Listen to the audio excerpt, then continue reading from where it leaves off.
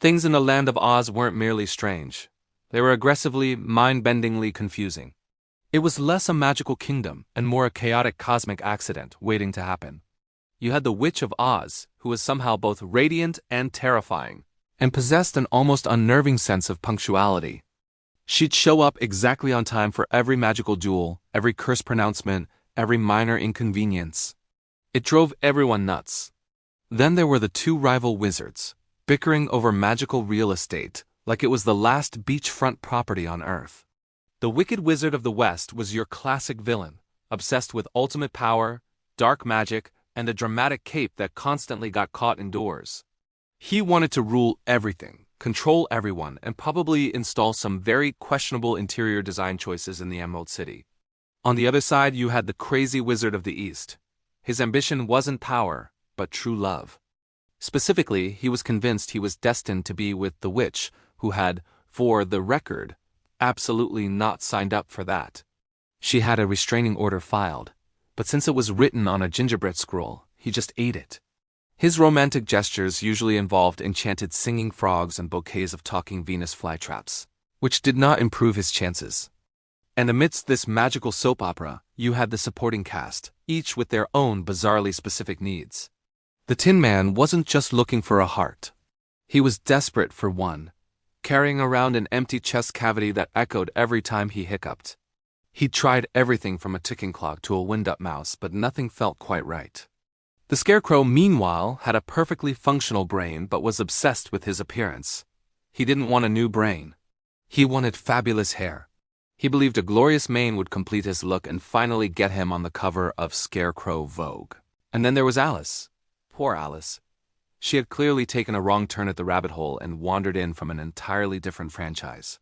She kept asking everyone where the auditions for the tea party were, holding a small porcelain cup and looking utterly bewildered by the lack of crumpets and riddles. She tried explaining the concept of an unbirthday to the Munchkins, who just offered her a lollipop and patted her on the head. No one had any answers for her, or for anyone else for that matter.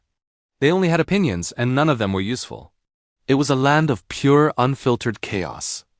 In a moment of collective desperation, they decided they needed a leader, someone who could bring order to the madness. So they summoned the Queen of Hearts. This was, in hindsight, a terrible idea.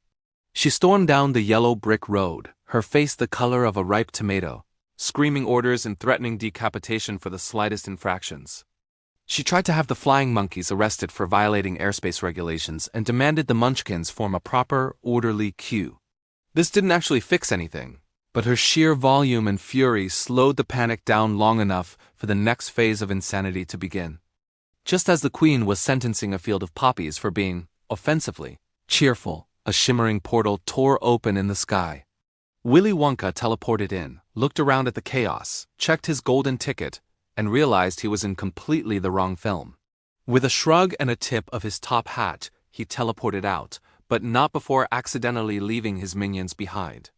This, as you can imagine, escalated the situation from chaotic to explosively sweet.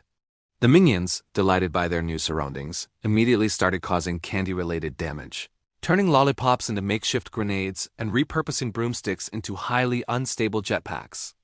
With chocolate and caramel now blowing up like a 4th of July fireworks display, and minions zipping through the air on smoking broomsticks, the Wizard of Oz himself finally made a grand entrance.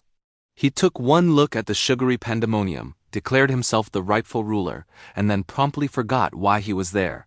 See, the wizard was spectacularly brainless, having misplaced his own brain several years ago in what he described as a minor filing error. Blissfully unaware of his own incompetence, he decided to lead a procession. He started marching down the road, followed closely by the Lion, the Tin Man, and the Scarecrow, who were hoping he might have some answers. They didn't get far before they ran into another problem. The maintenance monkeys, tasked with repainting the road, had forgotten what the color yellow looked like. In a moment of creative panic, they just repainted the whole thing green. So now you had the Emerald Highway, a garish green path where horse-drawn carriages zoomed past each other like a scene from medieval NASCAR. Drivers in glittering armor were shouting insults and trying to cut each other off. It was less of a magical journey and more of a really dangerous commute. In the end, nobody got what they wanted. The Tin Man never got his heart. The Scarecrow never got his fabulous hair. And Alice definitely didn't get her movie contract for the tea party scene.